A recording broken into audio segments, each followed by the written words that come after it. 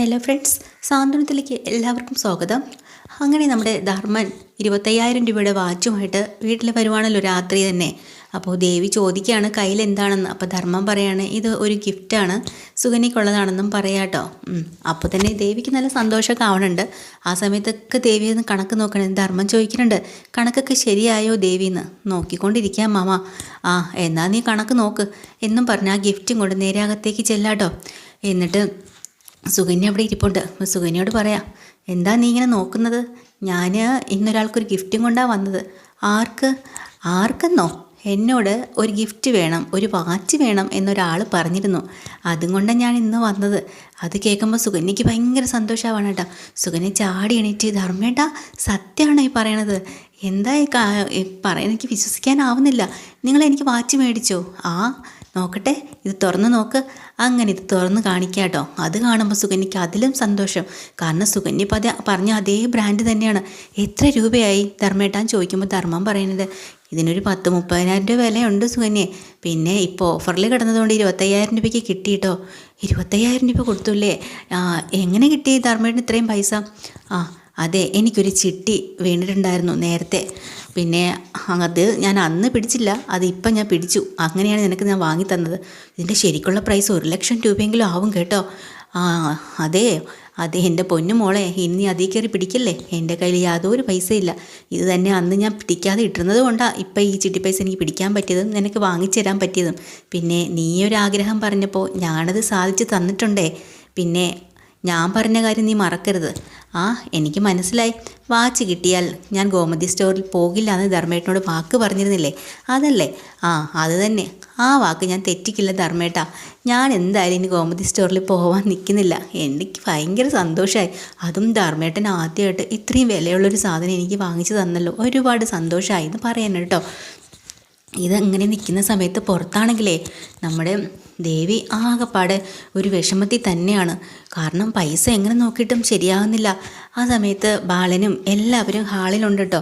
അങ്ങനെ അവരോരോന്നും കുശലങ്ങളും സംസാരമൊക്കെ പറഞ്ഞുകൊണ്ടിരുന്നിട്ട് ധർമ്മൻ ഇങ്ങനെ ഒരു ഗിഫ്റ്റും കൊണ്ടാണ് വന്നിരിക്കുന്നത് സുകന്യ ചേച്ചിക്കെന്നൊക്കെ പറഞ്ഞ് ഇവർ ഭയങ്കരമായിട്ട് ധർമ്മനെ കളിയാക്കുകയും ഒക്കെ ചെയ്യാനുണ്ടോ. കാരണം ധർമ്മൻ്റെ ആ ഒരു നാണവും ഒക്കെ ആയിട്ടും ഇങ്ങനെ കാര്യങ്ങൾ പറയാം. ആനന്ദുണ്ട്, ആര്യനും മിത്രയും മീനാക്ഷിയൊക്കെ ഉണ്ട്, ഗോമതിയൊക്കെ ഉണ്ട് കേട്ടോ. അപ്പോഴത്തേക്കിനും പെട്ടെന്ന് മീനാക്ഷി പറയണം, നമ്മളിവിടെ എന്തൊക്കെയോ സംസാരിച്ച് കൂട്ടുന്നു. ഇതൊന്നും അറിയാതെ ഒരാൾ അവിടെ ഇരിപ്പുണ്ട്. എല്ലാവരും കൂടി തിരിഞ്ഞു നോക്കുമ്പോൾ ദേവി ആട്ടോ.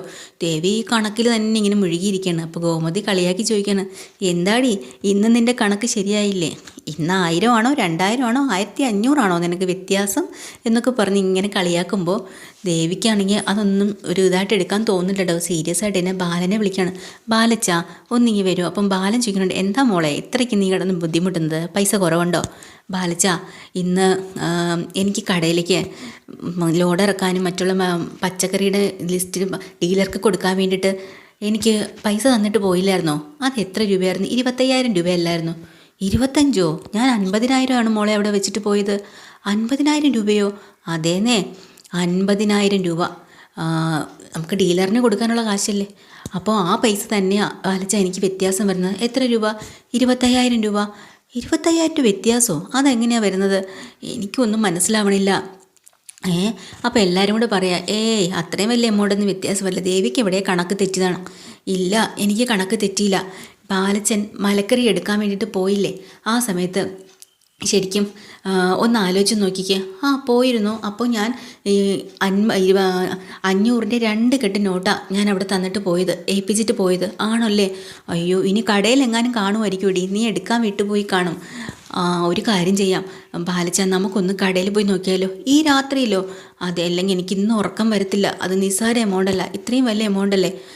ഇന്ന് പോകണ്ട, നമുക്ക് നാളെ പോയാൽ മതി. പറ്റില്ല ബാലച്ച, എനിക്കിപ്പം തന്നെ പോകണം. നമുക്കൊന്ന് നോക്കിയിട്ട് വരാം മേശയ്ക്കകത്തോ അവിടെ എങ്ങാനും ഉണ്ടോയെന്ന്. അപ്പോൾ ഗോമതി പറയാം, അവളെ ഒരു സമാധാനത്തിന് വേണ്ടിയിട്ടല്ലേ, ഒന്ന് പോയിട്ടോ ബാലേട്ടാ. അങ്ങനെ ബാലനും ദേവിയും കൂടെ നേരെ കടയിലേക്ക് പോകാൻ കേട്ടോ. ആ രാത്രി തന്നെ കട തുറന്ന് അകത്ത് കയറി ഓടിച്ചെന്ന് ക്യാഷ് ഡ്രോ എല്ലാം തുറന്ന് നോക്കുകയാണ് കേട്ടോ. ക്യാഷിനകത്തും ക്യാഷ് വെക്കുന്ന പെട്ടിക്കകത്തും അവിടെ ഇവിടെയൊക്കെ നോക്കുകയാണ്. ഒരിടവും പൈസ കാണുന്നില്ല. അതുകൊണ്ട് ദേവി ആകെപ്പാടെ അപ്സെറ്റായിപ്പോയി. അപ്പം കാണുന്നില്ലെന്ന് അറിയുമ്പോഴത്തേക്കും പിന്നെ അതുവരെ ചിരിച്ചും കളിച്ചു നിന്ന ബാലനും പെട്ടെന്ന് അങ്ങ് ടെൻഷനായിട്ടോ. അപ്പോൾ ബാലൻ ചോദിക്കുകയാണ്, മോളെ നീ ഒന്നുകൂടെ ഒന്ന് ആലോചിച്ച് നോക്ക്, ഈ പൈസ നീ വേറെ ആരെങ്കിലും കൊടുത്തോ? ഇന്ന് അരിയുടെ ലോഡ് വന്നിട്ടുണ്ടായിരുന്നല്ലോ, അതിന് നീ ഏത് പൈസ എടുത്തു കൊടുത്തത്? അയ്യോ അച്ഛാ, ആ ലോഡ് വന്നത് ഞാൻ എൻ്റെ കയ്യിൽ വേറെ ഏൽപ്പിച്ചിരുന്നില്ലേ, ആ കാശ് തന്നെയാണ് ഞാൻ കൊടുത്തത്. അച്ഛൻ തന്ന ഈ പൈസ ഞാൻ ഒരു പൈസ പോലും എടുത്തിട്ടില്ല അച്ഛാ. പിന്നെ എവിടെ പോയി?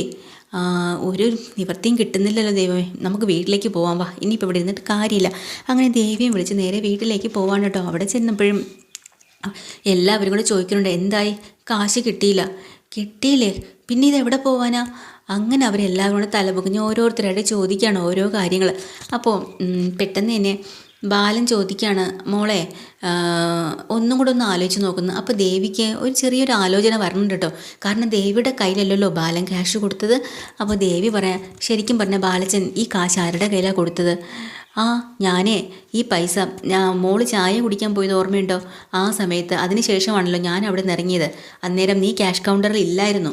അപ്പോൾ ഞാൻ ഈ പൈസ ധർമ്മനെ ഏൽപ്പിച്ചിട്ടാണ് പോയത്. ധർമ്മൻ മാമനെയോ? ധർമ്മനെ ഏൽപ്പിച്ചിട്ടാണല്ലോ ഞാൻ പോയത്. അപ്പോൾ ധർമ്മനാണെങ്കിൽ അന്തം വിട്ട് നിൽക്കണം കേട്ടോ. അപ്പോൾ പൈസ എന്തായാലും കടയിൽ നിന്ന് മോഷണം പോയി എന്നുള്ളതാണെന്ന് മനസ്സിലായി. അപ്പോൾ ബാലൻ ചോദിക്കണം, ദൈവമേ, ഗോമതി സ്റ്റോറിൻ്റെ ചരിത്രത്തിൽ ആദ്യമായിട്ടാണ് ഇങ്ങനെ പൈസ മോഷണം പോകുന്നത്. അത് കേൾക്കുമ്പോൾ ഗോമതി അങ്ങോട്ട് തളർന്നു. ദൈവമേ, മോഷണം പോവേ? അങ്ങനെ ഒരു സംഭവം എന്താ ബാലേട്ടാ? പൈസ അവിടെ എങ്ങാനും കാണും കണക്ക് തെറ്റിയത്, അല്ലാതെ ആരും മോഷ്ടിക്കാനാ? എനിക്കറിയില്ല എന്നും പറഞ്ഞു തന്നെ ആകാശിനെ നോക്കുക കേട്ടോ. അപ്പോൾ ആകാശ് പറയാം, ഇന്നത്തെ ദിവസം ഞാൻ കടയിലേ വന്നിട്ടില്ല അച്ഛാ. അതിന് നിന്നോട് ഞാൻ ചോദിച്ചില്ലല്ലോ. അല്ല, അച്ഛൻ്റെ നോട്ടവും ഭാവമൊക്കെ കണ്ടാൽ തോന്നും ഞാൻ ആ പൈസ അടിച്ച് മാറ്റിയെന്ന്. അപ്പോൾ ഗോമതിക്ക് ദേഷ്യം വന്നിട്ട് പറയാം, നിന്നോട് അങ്ങനെ ചോദിച്ചോടാ അച്ഛൻ? ഇല്ലെന്നേ, അച്ഛൻ്റെ മുഖം കണ്ടാൽ തന്നെ അതിൽ നിന്ന് വായിച്ചെടുക്കാമല്ലോ. നീ അങ്ങനെ കൂടുതലൊന്നും വായിച്ചെടുക്കണ്ട കേട്ടല്ലോ ആകാശം. അപ്പോൾ വീണ്ടും ദേവി പറയുന്നുണ്ട്, അപ്പോൾ ധർമ്മനാകെ പെട്ടുപോയിട്ടോ. ധർമ്മൻ ശരിയാണല്ലോ, എൻ്റെ കയ്യിൽ തന്നെയാണ് കാശ് തന്നത്, അതവിടെ മേശപ്പുറത്ത് വയ്ക്കുക ചെയ്തത്. അപ്പോൾ 2 കെട്ട് നോട്ടല്ലേ മേശപ്പുറത്ത് വെച്ചിരുന്നത്, അതിലിപ്പോൾ 1 കെട്ടേ ഉള്ളൂ. ബാക്കി 1 കെട്ട് മോളൊന്ന് ആലോചിച്ച് നോക്കിയേ. ആ പൈസ നീ എടുത്ത് പെട്ടിക്കകത്ത് ഇട്ടപ്പോഴത്തേക്കും 2 കെട്ടുണ്ടായിരുന്നു, 1 കെട്ടുണ്ടായിരുന്നു. അച്ഛാ, എനിക്കത് പെട്ടെന്ന് ഇപ്പോൾ ഓർമ്മ വരുന്നില്ല കേട്ടോ. എന്തായാലും എൻ്റെ കയ്യിലല്ല അച്ഛൻ ക്യാഷ് തന്നത്, അവിടെ വെച്ചേക്കായിരുന്നല്ലോ. അത് ഞാനെടുത്ത് മേശയ്ക്കകത്ത് ഇട്ടു. പക്ഷേ അതെനിക്ക് അറിയില്ല, ഇപ്പം എനിക്ക് ഓർമ്മ വരണില്ല 2 കെട്ടാണോ 1 കെട്ടാണോ. എല്ലാവരുടെയും കൂടെ സംശയം ആകെ ഒരിതായിട്ടോ. പക്ഷേ ബാലന് എന്തോ 25,000 രൂപയുടെ വാച്ച് സുകന്യ വാങ്ങിയിട്ട് അത് നേരത്തെ ബാലൻ ഇഷ്ടപ്പെട്ടില്ല. അപ്പോൾ തന്നെ ബാലൻ ചോദിക്കുകയും ചെയ്തതാണ്, ഇത്രയും വില കൂടിയ വാച്ചിൻ്റെ ആവശ്യമുണ്ടോ?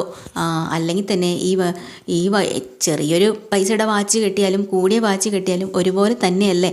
കാരണം മണി നോക്കാനല്ലേ നമ്മളിത് ഉപയോഗിക്കുന്നതെന്ന് ബാലൻ ചോദിക്കുന്നുണ്ട് കേട്ടോ. അപ്പം തന്നെ സുകന്യയ്ക്ക് പിടിക്കണില്ല. അപ്പം ബ്രാൻഡഡ് അല്ലേ അച്ഛാ, ബ്രാൻഡഡൊക്കെ ആകുമ്പോൾ ഇത്രയും വില കൊടുക്കണം എന്നിങ്ങനെ നമ്മുടെ ആനന്ദൻ നേരത്തെ പറഞ്ഞിരുന്നു. അപ്പോൾ ആ സമയത്ത് ബാലൻ ഇവർക്ക് മറുപടി കൊടുത്തിട്ടുണ്ട്, എത്ര ബ്രാൻഡഡ് ആയാലും ഉപയോഗം ഒന്ന് തന്നെയല്ലേ, നമ്മൾ അതനുസരിച്ച് വേണ്ടേ കാശ് ചിലവാക്കാൻ, ഇത്രയും കൂടിയ കാശ് ചിലവാക്കേണ്ട ആവശ്യം ഉണ്ടോ എന്ന് ചോദിച്ചിരുന്നു. അത് പെട്ടെന്ന് ബാലൻ ഓർമ്മ വരുന്നു കേട്ടോ. അത് ഇവർ സംസാരിച്ചുകൊണ്ടിരിക്കുകയായിരുന്നല്ലോ നേരത്തെ. ബാലൻ ഉടനെ തന്നെ ധർമ്മൻ്റെ മേത്തേക്ക് നോക്കിയിട്ട്, ധർമ്മ, നീ ഇന്ന് 25,000 രൂപ ആ വാച്ച് വാങ്ങിച്ചില്ലേ, അത് നീ എത്രയെന്നാണ് പറഞ്ഞത്? 25,000 രൂപ നിനക്ക് എവിടെ നിന്നാണ് കിട്ടിയത്? എന്താ അളിയാ ഇങ്ങനെയൊക്കെ ചോദിക്കുന്നത്? അത് ഞാൻ ഒപ്പിച്ചു. എങ്ങനെ ഒപ്പിച്ചു? എൻ്റെ സുകന്യയ്ക്ക് വേണ്ടി ഒരു വാച്ച് വാങ്ങിച്ചു കൊടുക്കാൻ വേണ്ടി എനിക്കൊരു പൈസ ഒപ്പിക്കാൻ പറ്റില്ലേ? ഞാൻ അത്രയ്ക്ക് ദരിദ്രവാസി എന്നാണോ അളിയൻ വിചാരിച്ചു വെച്ചിരിക്കുന്നത്? എടാ, അങ്ങനെയല്ല ഞാൻ ചോദിച്ചത്, നിനക്ക് എവിടെ നിന്ന് കാശ് കിട്ടിയെന്നാണ് ഞാൻ ചോദിച്ചത്. ഞാൻ വിചാരിച്ച കാശ് എന്താ ഉണ്ടാവില്ലേ? അളിയൻ എന്തൊക്കെയായി പറയുന്നത്? അല്ലടാ, അളിയൻ എന്തോ സംശയം വെച്ച് പറയും പോലെയാണല്ലോ. 25,000 രൂപ ഇത് ഇവിടെ നിന്ന് എടുത്തുകൊണ്ട് പോയി വാച്ച് വാങ്ങിച്ച രീതിയിലാണല്ലോ. എടാ, അങ്ങനെയൊന്നും ഞാൻ ഉദ്ദേശിച്ചില്ല. മതി അളിയാ, എനിക്ക് മനസ്സിലായി നിങ്ങളുടെയൊക്കെ മനസ്സിലിരിപ്പ് എന്താന്ന്. എൻ്റെ ഭാര്യയ്ക്ക് ഒരു സാധനം വാങ്ങിച്ചു കൊടുക്കാൻ എനിക്ക് ആരുടെ ഒന്നും മോഷ്ടിക്കേണ്ട ആവശ്യമൊന്നുമില്ല. ഉടനെ ഗോമതി, എടാ നീ എന്തൊക്കെയാടാ ഈ പറയുന്നത്? നീ മോഷ്ടിച്ചു എന്ന് പറഞ്ഞു, അല്ലെങ്കിൽ തന്നെ നീ ആ കടയിൽ നിന്ന് പൈസ എടുത്തിട്ടുണ്ടെങ്കിൽ തന്നെ നിൻ്റെയും കൂടെ കടയല്ലേ, അതിനെന്താ? കണ്ടോ ചേച്ചി പറയുന്നത് എന്താ? ഞാൻ ആ പൈസ എടുത്തിട്ടുണ്ടെങ്കിലെന്നോ? എനിക്കതിൻ്റെ ആവശ്യമില്ല ചേച്ചി. എടാ, ഞാൻ അങ്ങനെയല്ല പറഞ്ഞത്. അതെ, മനസ്സിലായി, നിങ്ങൾക്ക് എല്ലാവർക്കും ധർമ്മനെയാണ് സംശയം. ഞാനാണ് ആ കാശ് എടുത്തതെന്നാണ് നിങ്ങൾ പറയുന്നതല്ലേ? മതിയായി. എടാ, ഒന്ന് സമാധാനപ്പെട്, എനിക്കിനി ഒന്നും കേൾക്കണ്ട എന്നും പറഞ്ഞുകൊണ്ട് ധർമ്മനകത്ത് മുറിക്കകത്ത് കഥ കടച്ചു പോയി ഇരിക്കാട്ടോ. ഭയങ്കരമായിട്ട് ധർമ്മന് വിഷമമായിപ്പോയി. ബാലനുമായിട്ടുള്ള ഒരു നിമിഷങ്ങളും പഴയ കാര്യങ്ങളൊക്കെ ഓർത്ത് സങ്കടപ്പെട്ട് കരഞ്ഞുകൊണ്ടിരിക്കുകയാണ്. അവസാനം ബാലൻ പറയണതും സംശയിക്കണതും ഗോമതി കയറി ചോദിച്ചതും ഒക്കെ കൂടെ തകർന്നിരിക്കുന്ന സമയത്ത് നമ്മുടെ മീനാക്ഷിയും ഇത്രയും കൂടെ ഡോറിൽ ഒത്തിരി തട്ടി വിളിക്കുന്നുണ്ട്. മാമ, ഒരു പ്രശ്നമില്ല, മാമൻ അങ്ങോട്ട് വാതിൽ തുറക്ക് എന്നൊക്കെ പറഞ്ഞിട്ടും വാതിൽ തുറക്കണില്ല കേട്ടോ. അവസാനം രണ്ടും കൽപ്പിച്ച് ധർമ്മൻ പാക്ക് ചെയ്ത് ബാഗും ഒക്കെ ആയിട്ട് പോവാൻ തന്നെ ഇറങ്ങി. വന്നിറങ്ങുമ്പോൾ തന്നെ ബാക്കി എല്ലാവരും ഓടിച്ചെന്നു, യോ മാമ എന്താ ഈ കാണിക്കുന്ന, പോവല്ലേ, ഇതൊക്കെ വെറുതെ. അപ്പം ബാലൻ ഓടിച്ചെന്ന് ചോദിക്കുന്നത്, എന്താടാ ധർമ്മ നീ ഇങ്ങനെ ചെയ്യുന്നത്? ഞാനൊന്ന് ചോദിച്ചതല്ലേ ഉള്ളൂ. വേണ്ട, എനിക്ക് മനസ്സിലായി ചോദിച്ചതിൻ്റെ അർത്ഥം. ഈ ധർമ്മന് ആരുടെ ഒന്നും മോഷ്ടിക്കേണ്ട ഒരു അവകാശമില്ല. പക്ഷേ ചേച്ചി, അളിയ, നിങ്ങളെ ഞാൻ ജീവനം കളഞ്ഞിട്ടാണ് ഞാൻ നിങ്ങളെ സ്നേഹിച്ചത്. പക്ഷേ നിങ്ങളെന്നൊരു നിമിഷം കൊണ്ട് സംശയിച്ചല്ലോ. എനിക്കിനി ഇവിടെ നിൽക്കണ്ട. മതി. അപ്പം തന്നെ ഉടനെ ആകാശ് പോയി പറയാം, എന്താ മാമ ഇത്? അച്ഛൻ ഇതിനു മുമ്പ് നിങ്ങളെ വഴക്ക് പറയും ചോദ്യം ചെയ്യുക ചെയ്തിട്ടില്ലേ? പിന്നെന്താ? ആകാശേ, നീ കൈയെടുക്കാനാണ് പറയണത്. അളിയൻ എന്നെ ചോദ്യം ചെയ്യാനും ഒക്കെയുള്ള അവകാശമുണ്ട്. വഴക്ക് പറയാനും അടിക്കാനും ഒക്കെയുള്ള അവകാശമുണ്ട്. പക്ഷേ ചെയ്യാത്ത കുറ്റം എൻ്റെ മേലെ അടിച്ചു തേൽപ്പിക്കാൻ ആർക്കും ഒരു അവകാശമില്ല. പറഞ്ഞു കേട്ടല്ലോ. ഭയങ്കര ദേഷ്യത്തിലാണ് ധർമ്മൻ. അങ്ങനെ ഗോമതിയും ചെന്ന് സമാധാനം വേഗം കൈയെടുക്കുക ചേച്ചിയെന്നും പറഞ്ഞു ദേഷ്യം. സുകന്യെ, നിനക്ക് എന്തെങ്കിലും എടുക്കാനുണ്ടെങ്കിൽ ഇറങ്ങാൻ എൻ്റെ കൂടെ ഇറങ്ങി വാ. സുകന്യ ഒന്നും മടിച്ച് നിൽക്കുമ്പോൾ ധർമ്മൻ അങ്ങോട്ട് ദേഷ്യപ്പെടുക. നിന്നോടല്ലടി പറഞ്ഞത് ഡ്രസ്സോ എന്തെങ്കിലും ഉണ്ടെങ്കിൽ പാക്ക് ചെയ്ത് വരാൻ. അങ്ങനെ സുകന്യ പെട്ടിയുമായിട്ട് പാക്ക് ചെയ്ത് ഇറങ്ങി വരുവാണ് കേട്ടോ.